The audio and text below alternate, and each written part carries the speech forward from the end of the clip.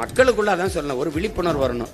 இப்ப இலவசத்துல இழக்கிறாங்க. இந்த பணத்தை எங்க இருந்து? இப்ப 5000 ரூபாய் 6800 கோடி முதலீடு பண்ணிருக்கு. 6800 கோடி அரசு காசை எடுத்து தன் வாக்கை உறுதி செய்யுது. இப்ப எவ்வளவு கொடுமையான நிர்வாகம் இது! யாருமே கேட்கல. இப்ப நம்ம இப்ப உங்ககிட்ட அதிகாரம் இருந்துச்சு கொடுத்துட்டீங்க, என்கிட்ட ஒண்ணுமே இல்ல. இது எப்படி ஜனநாயகத்துல சம வாய்ப்பு சம உரிமை நீங்க சொல்றீங்க? நீங்களும் தேர்தலை சந்திக்கிறீங்க, நானும் தேர்தலை சந்திக்கிறேன்.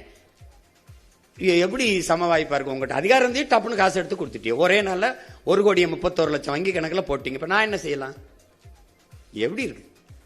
இப்ப இதுதான் ஆபத்து. நீங்க கொண்டு போய் சேர்க்கலைங்கிற அண்ணன் ஒரு குரல், என்னை சுத்தி என் பிள்ளைகளின் குரல், நாங்க எடுத்து பேசுறோம். என்னை முறியடிக்க இவர் இதான் சொல்லுவாரு, இது சொல்லுவாரு. கியூபா வேற ஏதாவது வளம் இருக்கா கரும்பை தவிர? இல்ல. நார்வே, டென்மார்க்ல மாடு தவிர ஏதாவது வளம் இருக்கா? பிரேசில் கரும்பு, பசு அது தவிர வேற ஏதாவது வளம் இருக்கா? அந்த நாடெல்லாம் தற்சார்பு அடையலையா? அப்போ ஒரு வளத்தை வச்சு ஒரு நாடு சிறந்த கட்டமைப்புகள் இருக்கும்போது இவ்வளவு நிலமும் வளமும் வச்சு மனித ஆற்றலை வச்சு ஏன் நாடு ஏன் வறுமையில் இருக்கு? ஏன் நாடு ஏன் இலவசத்துக்கு இருக்கு?